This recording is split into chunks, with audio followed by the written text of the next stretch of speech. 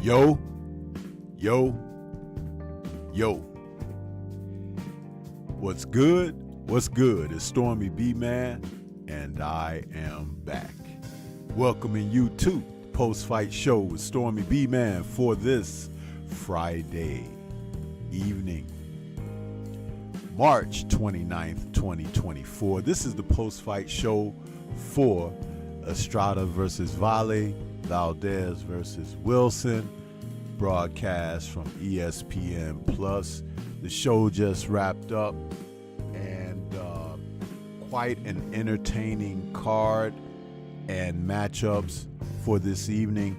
Listen, I talked about these fights on this particular card, the battles between the warriors that had stakes in these fights, and ESPN truly delivered on this night.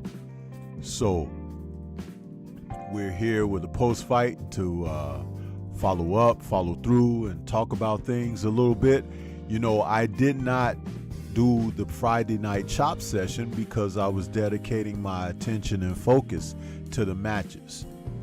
And I am thankful that I was able to do that. There were fights also on the DAZN network this evening,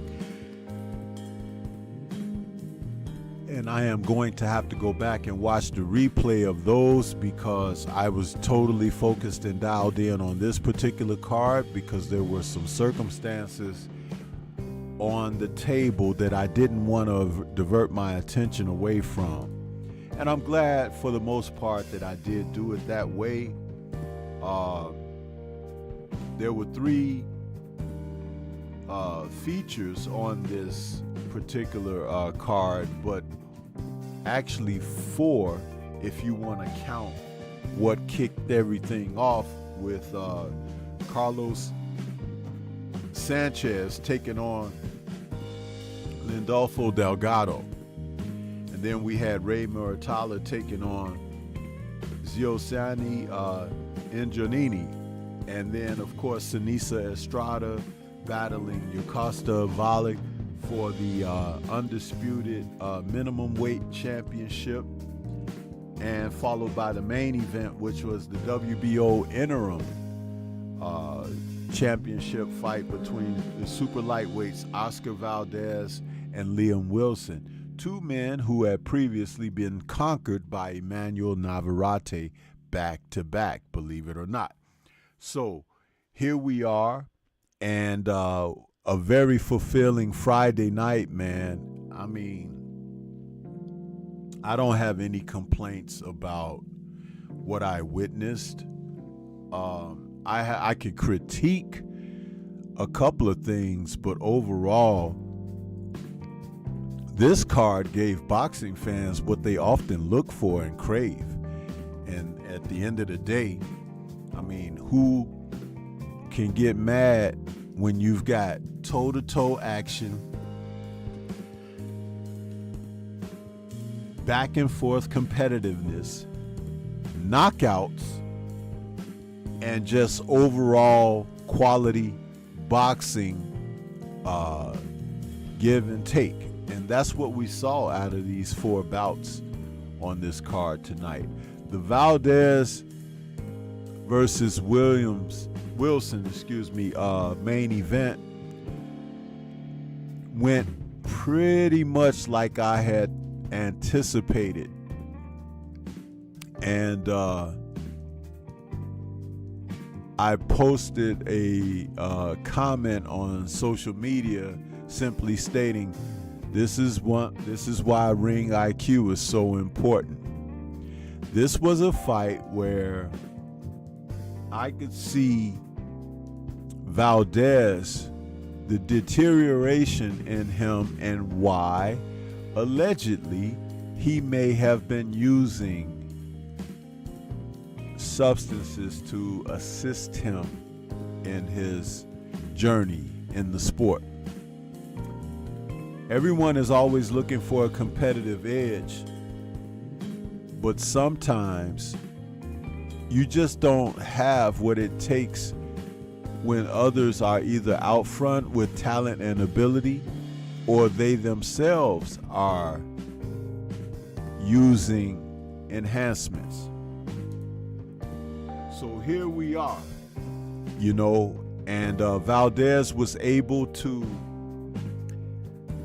scrape out a TKO in 7 rounds against Liam Wilson, who had been boxing very well, keeping Valdez at the end of his punches, matching Valdez with power shots.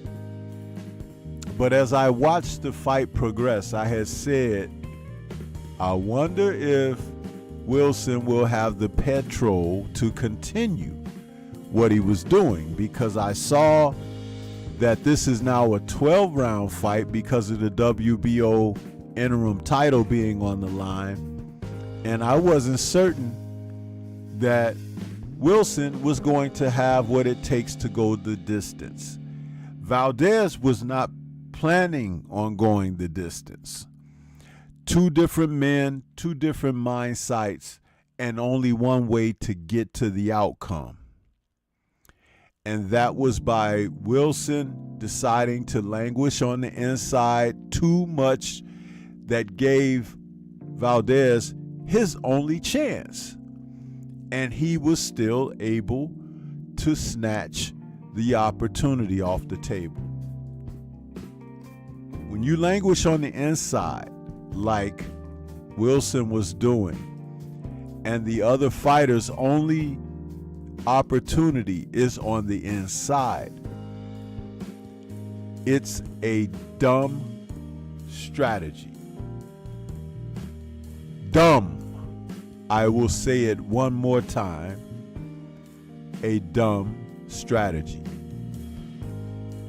Whatever his cornermen were telling him, whatever he decided to do, whether he was listening to them or operating under his own influences.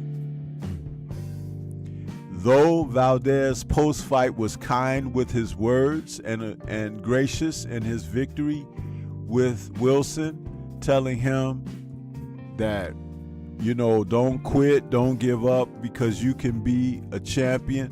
No, he cannot. Because he completely showed us he gets in his own way by being a moron. Now that may seem harsh, but it's not. Because you come all the way across from Australia to come here, and now the fight has turned into an opportunity for an interim title. And you decide that you won't operate in your own best interest, but at the interest of the opponent. That's dumb. And you get what you get. And Liam was welcomed with the 7th round TKO, where the ref actually gave him a couple of opportunities because he could have stepped in a little sooner than he did. And the body language after becoming hurt and not having the wherewithal to tie up or to survive in a manner of which experienced fighters have been known to do, you left yourself open. And the fight was over just like that. Opening thoughts on things. Let me take it to the chat for a quick moment and acknowledge who we got in the building.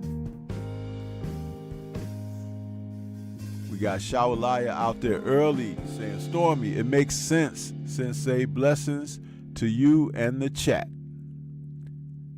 Make it make sense, she says. I'm sorry. And hit the like button, please. Jimmy Bernard was out there early as well. What's good, Sensei? Salute to the chat. Smash that like button while entering the building. Universal Truth has joined us with the channel emojis. Dank Father is out there as well.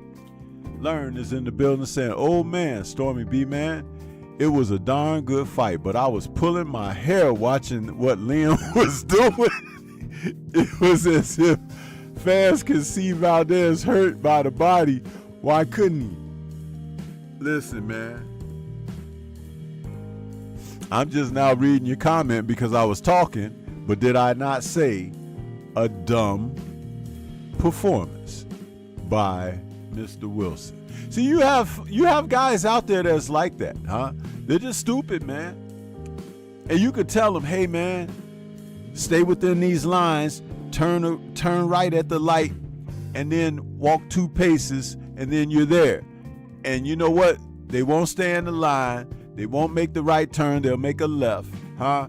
And then they'll walk for 20 minutes, and they'll say, man, he gave me some messed up instructions. Yeah, you got those out there, huh? But how many times have Stormy said, everybody ain't gonna make it, huh? Yeah.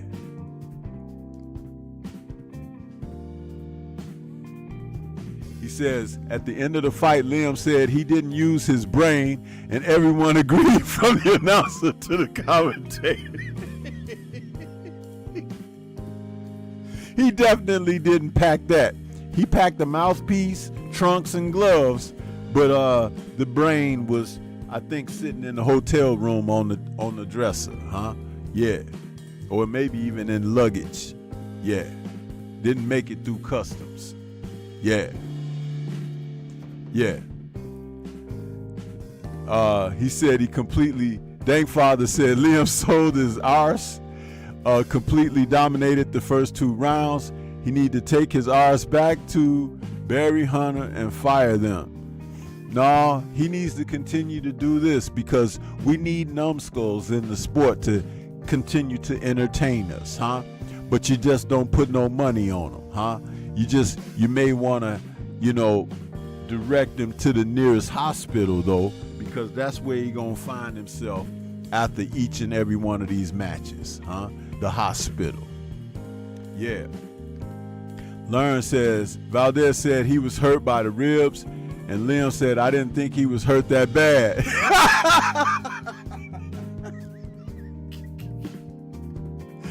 Dumb fighter, It's like you can't get around this foolishness, man. I say it because other people don't. People say, oh, I gotta be respectful. No, you don't, Because when I say these things, it's just like when I was in the gym. I'll say them to them because you hope that it will spark them into getting better, But remember the days that we're living in. This don't spark people into getting better, It makes them shell up and get mad and all in their feelings and everything. They may even go get a pistol, But you know what? Everybody got pistols, Yeah! So take it, and take the film and study it and try to get better, Because if we notice that you ain't trying to get better, guess what? Dumb fighter. Yeah. Learn says, pulls hair. Yup. Dave Father says, now to think of it, he did the same things versus El Vaquero and sold in that fight as well. Listen, man, when people are foolish, that's what they do, It's what they do. Learn says, truth, Sensei, truth 100. Eric Jordan is out there. What's going on with the Pi May emojis? Dank Father says, the man admitted Liam had him. Yeah, he did. But listen, man, it's okay. You guys were entertained. There were pounding of flesh and, in the locker room now there'll be gnashing of teeth because he didn't get it done, Next, we'll move on. Yeah. Valdez will just get beaten up in his next fight, It won't have to be this one. It'll be the next one. If he fights a quality fighter. If they go out and let him face one of these, soft touches, anything can happen, Yeah, but listen, how many times have we watched this stuff play out like this? You know what I mean? But it's okay. It's okay, man. It's just boxing, That's why you don't put money on it. Because if you do, you'll be the dumb gambler.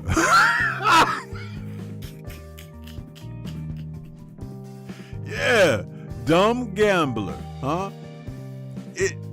Listen, I say these things not to insult anyone, but just to put it out there because guess what? You're not going to, nobody's going to pat you on the back and rub you down and all of that. They're going to take you for everything you got, So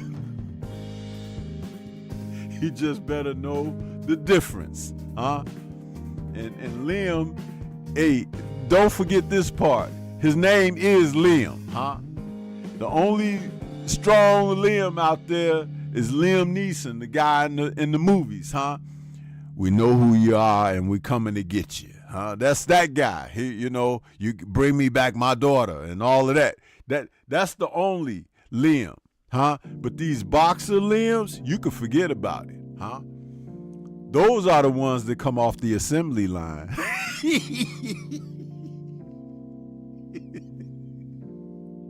That's and Valdez was like, give me back my victory.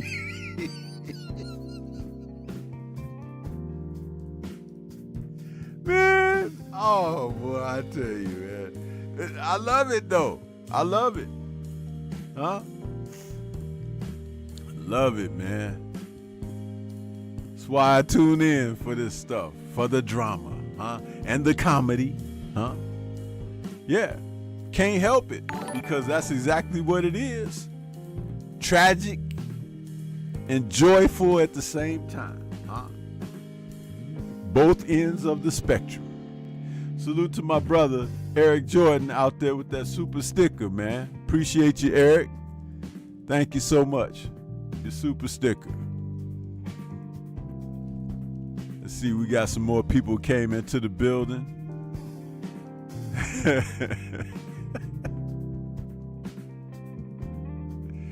Yeah, buddy.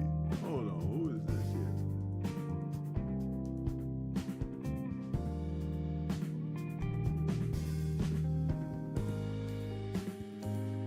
Man, it never stops, bro. It never stops.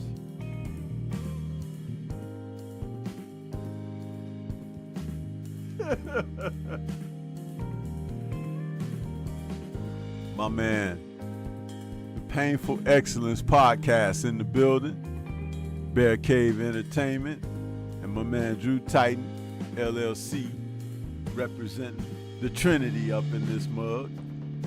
What's good? Dang Father says, I tweeted that he was the only Liam I trusted.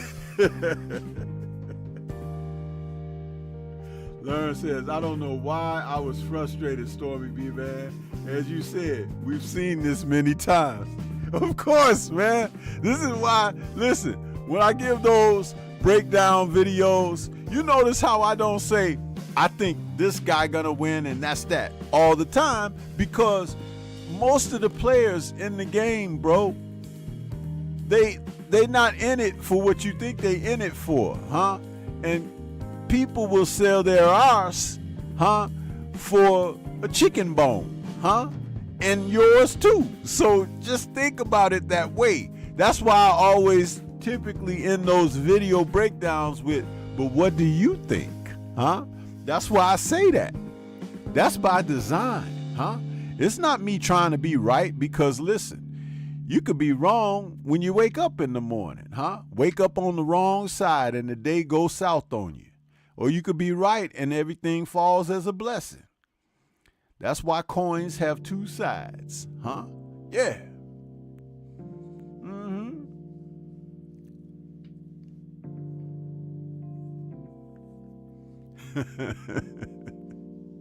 Jeff Spark in the building.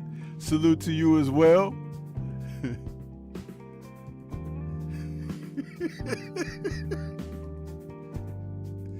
I tell you, let me get off of the Valdez and Wilson, man, because that's just like, listen, that was like one of them action movies that have gratuitous violence, and it's like, then when it's over, it's like, wow, that was something, and you be like, okay, I'm ready to go watch some basketball or something. It's like, it's just like that, huh? Because Liam just gave it all up, huh? He was battling up until he wasn't.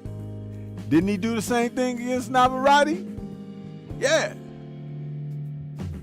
He couldn't see that the man was breaking down and was getting hurt and stuff. He had to go in there and say, and listen, when I tweeted out, I wonder, is he gonna last? This is scheduled for 12. I could envision him getting close to Valdez, and Valdez's best punch is a left hook. And I'm like, I could see this playing out. I didn't write it in the tweet, but I could see it. I'm like, this Mark gonna go in there and give his chin up and get knocked out. And that's exactly what happened. I was like, oh, there it go. There it go. And then he looked like he wanted to go to the floor, but he was like, no, I'm going to stand up and make him think that I'm tough. And Valdez was like, okay, fat, hit him upside the head again.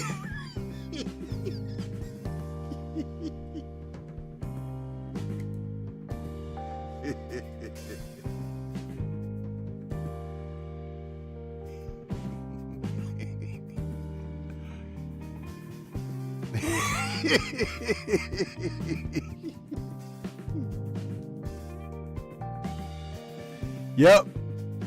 The only thing that we could rejoice in is that they got what they call it, replay, And now you can make memes and shorts out of this stuff. So this is why these guys need to get on their game and stop messing around. But they too dumb, huh? Dumb fighter, huh? Yeah, I said it. But anyway, let's get on to Seniesa Estrada and Costa Valle. The fight between the two minimum weight champs. They had a rivalry going. Both had a title apiece. I think Seniesa had the WBC and the WBO, and Valle had the IBF and the WBA. And these two ladies fought like they really had a grudge. Seniesa prevailed with a unanimous decision by all three judges. I think they had it 97-93 for Seniesa, and I scored it 6-4 Valle. Now I'll explain my scoring for that, because Seniesa was moving around very well, and she was given angles. She was switching from southpaw to orthodox, but she was catching some clean shots by Valle when Valle was able to land. She did land some wild and winging hooks herself. Seniesa did. I didn't like the intentional headbutts that started the fight off. I thought that was a tactic that they did and employed to take Valle out of the fight mentally early. Now, I'm going to tell you guys something when I say this. A lot of you may not necessarily agree with it, but if you watch more of the European fighters and fighters from across the pond over in England as well as Ireland and Australia, you will see more of those type of tactics incorporated in a fighter's performance than you do in the Western part of the world. It is a part of what they do. Just like clinching, and what you see is when clinching, you know, it's a tactic, but it's not something that people do just to prevail and to have advantages, but it's usually to stop something or to generate a means of altering. Well, the headbutts happen to be the same thing. Josh Warrington is a professional at that. When he fought Jose Luis Lopez, going in with his head and intentionally slamming it under Lopez's chin, going up to the side of his head, Seniesa was doing these things, and you guys probably didn't even notice it because it happened in close proximity, and it was done with her getting low and coming up. Sometimes it speared Valle in the chin, and sometimes upside the head. When you do that enough to a fighter, it puts them on caution, okay, and it kind of sets them back from what their original intents are, because now they got to be guarded to watch out for and safe keep themselves. Katie Taylor is a master of this. She's the female Josh Warrington, and when she fought in her last couple of fights, she used headbutts that had her opponent looking like she had been beaten with brass knuckles. Okay? So it happens. But again, you wouldn't like to think that these things are taught in the gym. But why am I able to articulate that they're taught in the gym? Because I've been in the damn gyms. Okay? And I've seen it.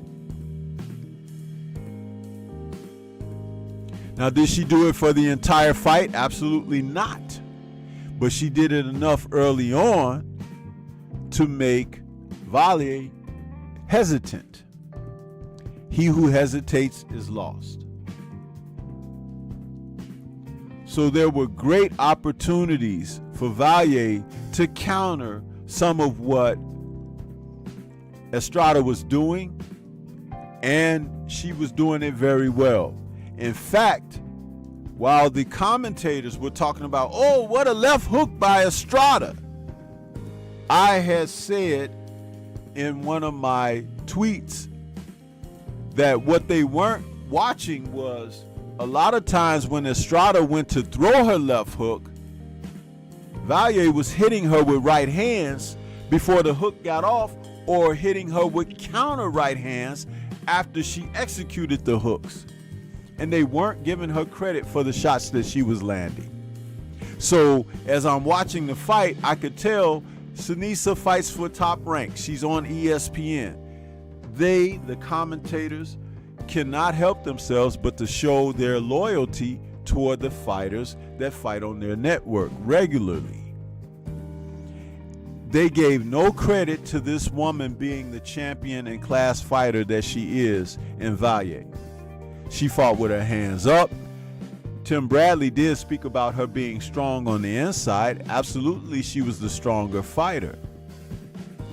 But even as Estrada was doing her little Olay dance and waving her around like a matador or something like that, remember, that's not building points. Who won the last round? I'd like to pose that question to the 16, 17 people in this chat right now. Who do you think won the last round? If you think Seniesa won the last round, then you don't know how to score a boxing match.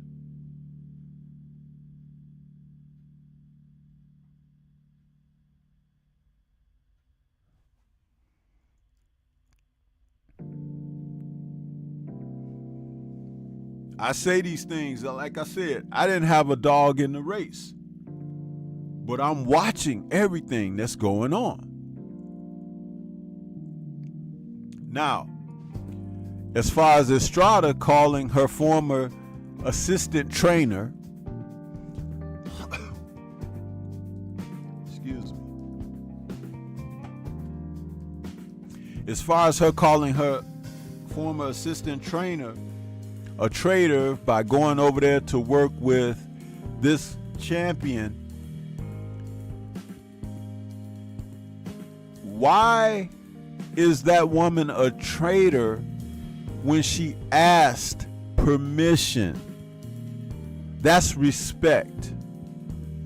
But what she was doing was looking for the opportunity to elevate and become a lead and head trainer, which she is with Valle. You see the disrespect?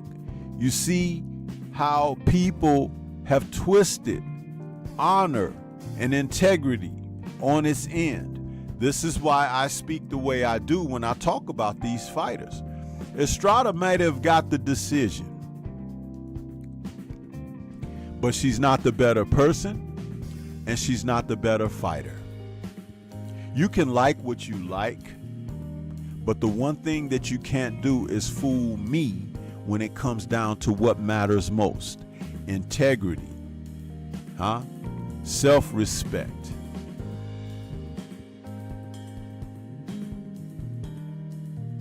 I didn't see that.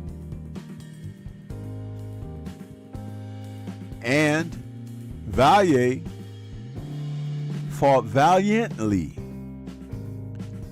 in this fight. She never stopped. She hurt Seniesa a few times.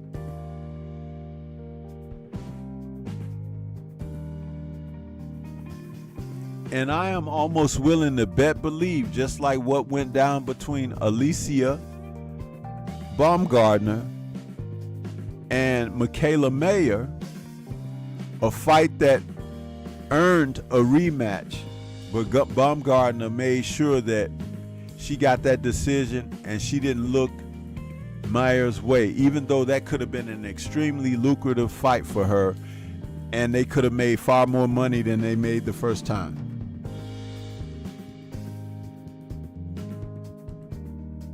I'm willing to believe that Estrada will not give this woman a rematch.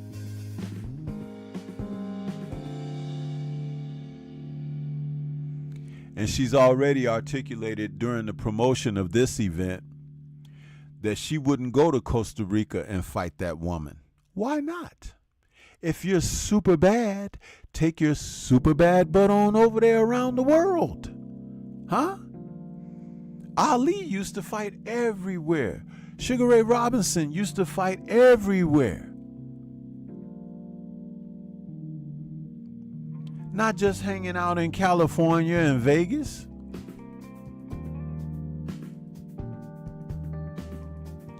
Devin Haney won his world titles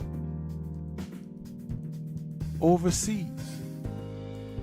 It makes a difference when you're able to travel and produce on the road. I talk about this all the time.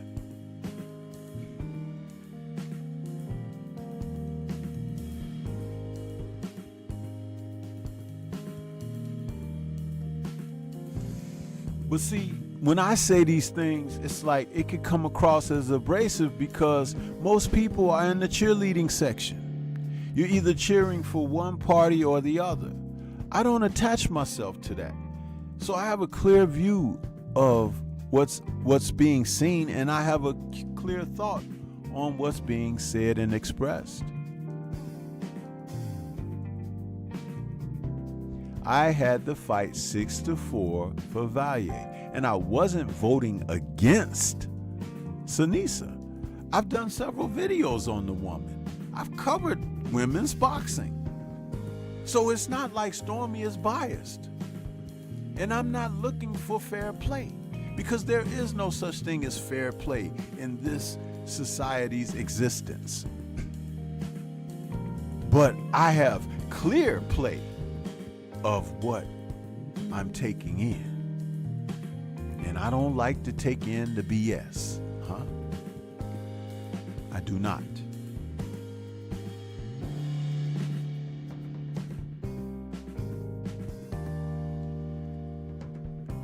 Salute to Boxing Fan ×4 in that super chat, saying, I thought there was a lot of punches Valle landed that she didn't get credit for. Also, that head book looked intentional. She pulled her in and butted her.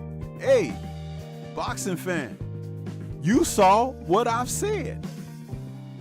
But again, that's not a popular sentiment if you're pulling for someone, if you got your money on someone, if you don't know a freaking thing about boxing strategy, tactics, and illegal maneuvers that fighters can execute to gain advantages.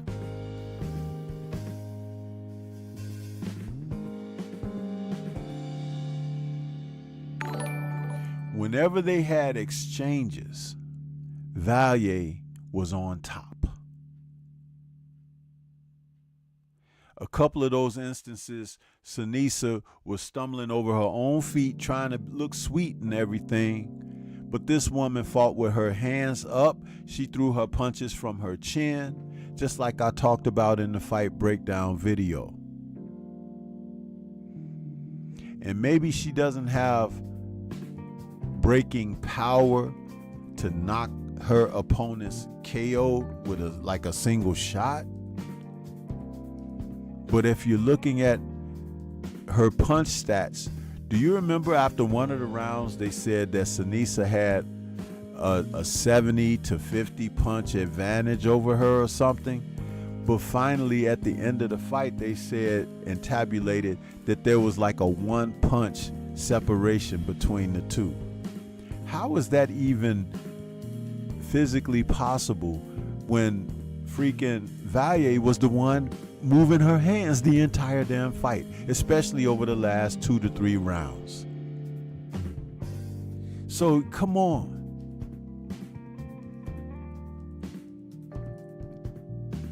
You need to know what you're seeing out there.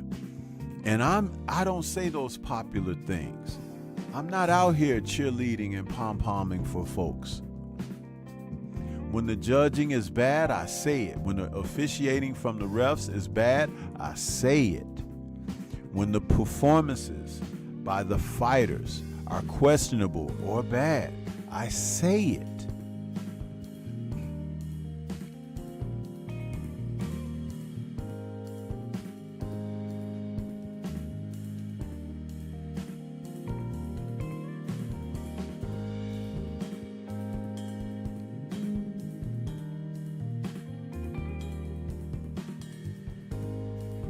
Just know that I do what I do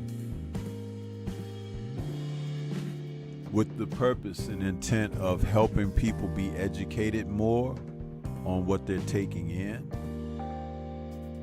I'm not looking for you to necessarily agree with me, but you can learn from me as I learn from you. What I learned from some of you is that your sight is so short that you really need to open up to greater depths of what you're witnessing when it comes down to this sport. That's not an insult, that's an insight, because being observant is very important. This young man here, Boxing Fan ×4, that super chat message that he left, he said the headbutt looked intentional. I've spoke about this. I talk about fighters from overseas, but that doesn't mean fighters over here don't know how to do it as well.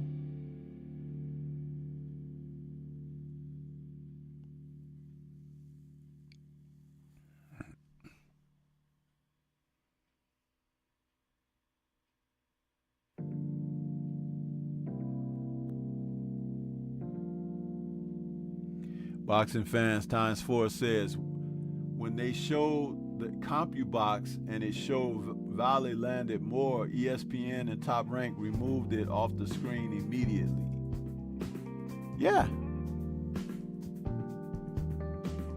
All of this is correlating in unison with what I've stated already.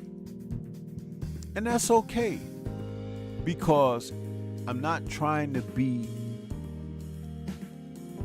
right or correct. I'm being direct.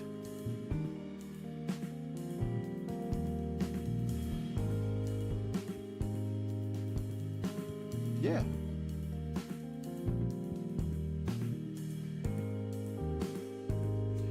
Now going back to a previous fight, the junior welterweights, Ray Muratalla taking on Ziozani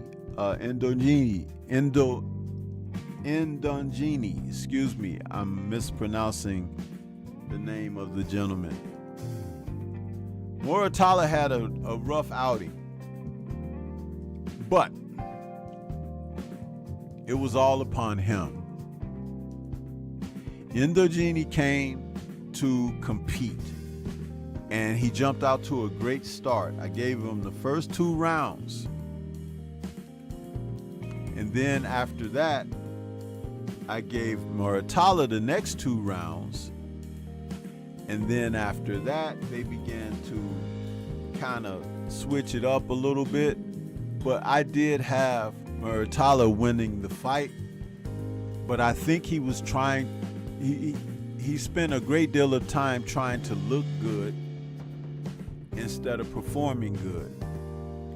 Knowing how Robert Garcia has been coaching and training his fighters, and this was a great night for Robert Garcia Boxing Academy, because let me tell you something, he's got some talented young fighters over there in his stable,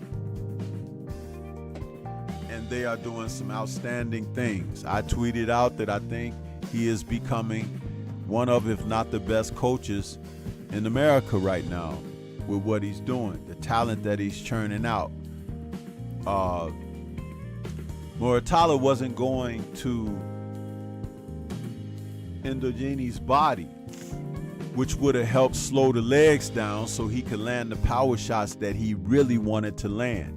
And in order to do that, it's laborious. You have to put the work in. And he was too lazy. Muratalla. He was too lazy to put that work in, because it's not like Robert wasn't telling him to do so.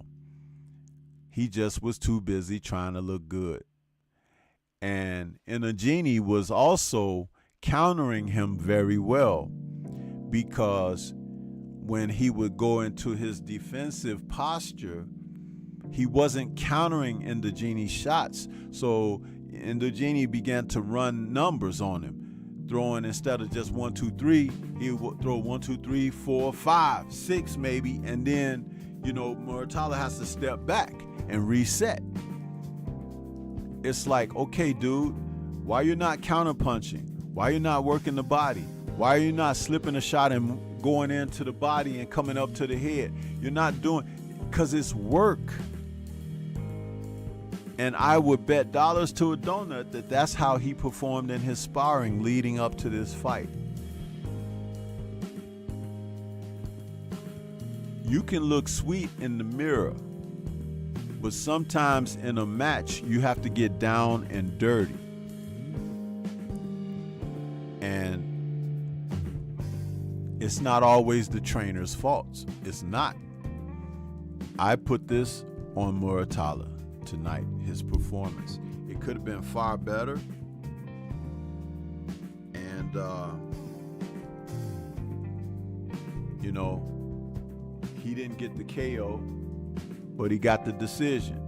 And the fact that he got the rounds more than a KO, because in rounds, you go through things. You sometimes have issues to get sorted out. And even if you're not able to make the adjustments over these situations, it's still a great building point for when you return to the gym. You will have things to work on.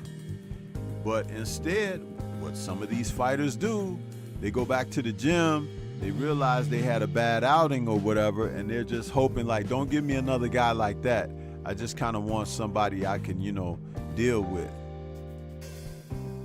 Inagini was in that fight the entire time, and he probably won more rounds than judges gave him, but I don't think he won the fight, because at no point in the fight did he turn it up to get back ahead. He started off great, but as the fight went on, his efforts tailed off a little bit, and that made the difference.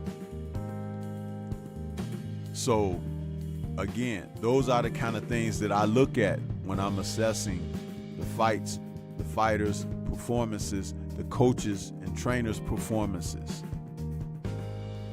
The judges are always going to do what they do. You can't even trust a judge now to credit a fighter with a knockdown. Do you remember when Tank Davis knocked down Ryan Garcia that first time in their fight? Before the KO, when they went to the scorecards, it was like, you know, you could look it up, that some judges didn't even give him the credit for the knockdown. How do you do that? It's a knockdown. You put the guy on his ass.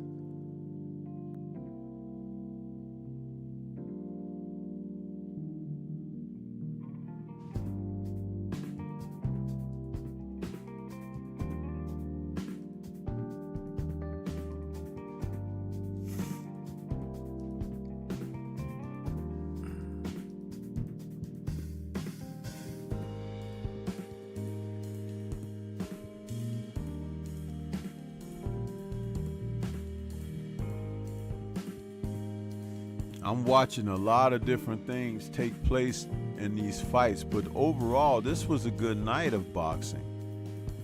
Some darn good efforts. Now, in that opening fight, where Carlos Sanchez took on Lindolfo Delgado. Delgado is a former Mexican Olympian, and trained by Robert Garcia, came into this fight, junior welterweights, and Sanchez, though he had a few losses on his record, he performed very well early on. And Delgado was having some issues. But in between the rounds is when I noticed that Robert Garcia was going to work as a coach and trainer, telling Delgado what he really needed to do and how he needed to go about his work. And he did that because this fight was scheduled for 10 rounds. So he had the time to put things together slowly. He started countering with some uppercuts. He started countering with body shots. And in the 5th round, he had a breakthrough moment where he countered over Sanchez's left with a right hand to over the ear toward the back of the head, and he dropped him. That was all that Delgado needed to get his juices flowing, so to speak, and then he picked it up from that point and went ahead and started pressing the issue more, taking Sanchez out in the 7th round. But a great competitive fight, a great matchup by Top Rank, putting these young fighters together in fights where someone's going to progress, of course, but at the same time, both fighters will learn some things about one another. That's what I liked overall with this card. There were a number of these televised fights that were not only interesting to watch and view, but there were enough challenges within the bouts themselves that as a lover of boxing, you could take from that. And I did do that.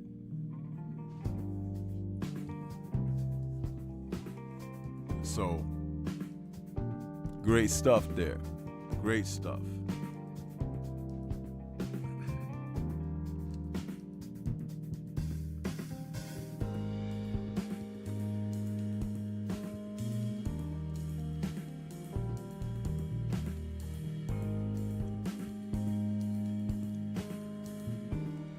So, overall, Top Rank did its thing tonight.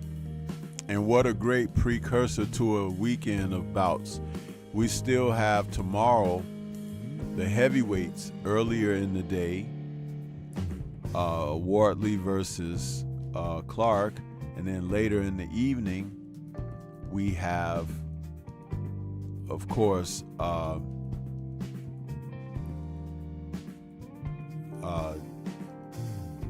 Zoo versus Fundora. And then again, there's still another card where Zerto Ramirez is taking on that big Russian guy, Giulani, cruiserweights. So there's a lot of boxing this weekend, guys. A lot of boxing. And it's plenty for you. It's plenty for you. You just have to tune in what you want to watch. I'm going to go back and watch the OTX boxing on the Zone from earlier this evening. I know Elijah Pierce and guys were on there performing tonight. So I'm not trying to get away from that. I want to take that in. So that's what I'm going to do after this show. But just know that, when I do what I do, man, like I said, I do it with purpose.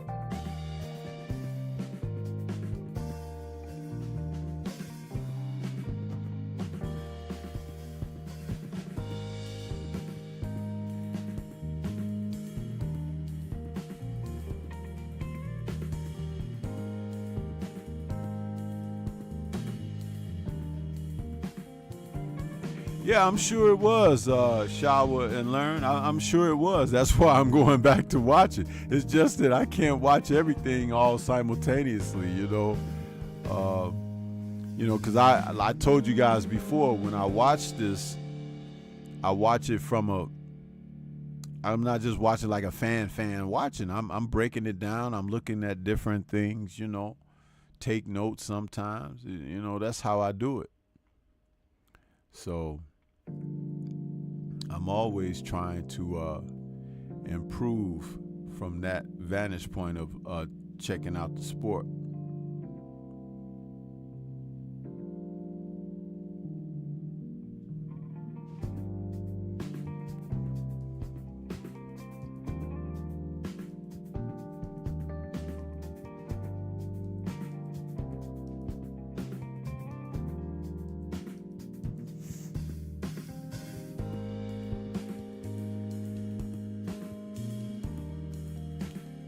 But as we get ready to get close to closing this out, I'm going to take a quick moment to hear from my brother, the Focus Ball, huh?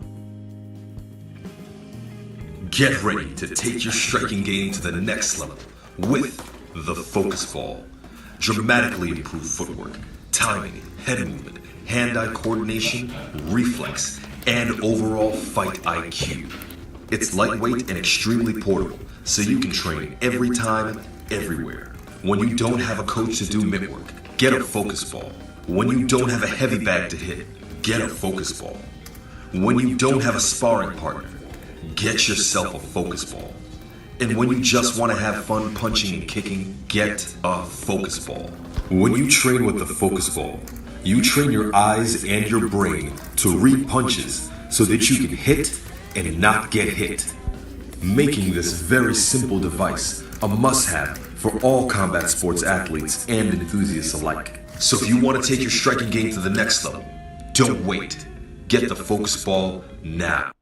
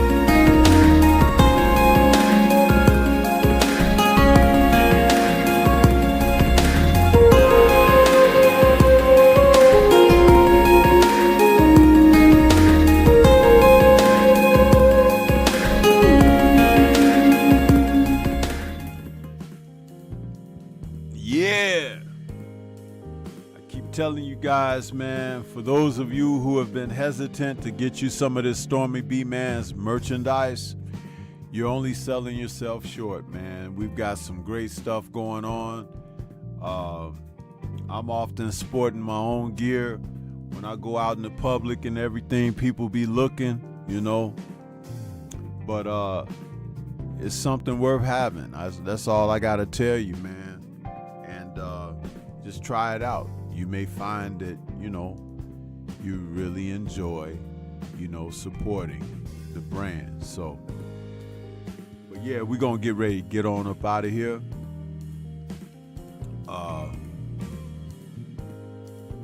I gotta get up, take care of some business, and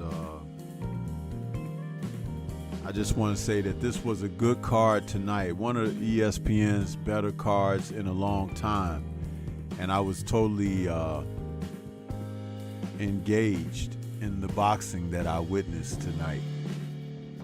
Very high quality boxing that we received. And I just hope that they can continue this on through the year. We're only in, you know, March. So with that being said, we can get some things done, you know what I mean?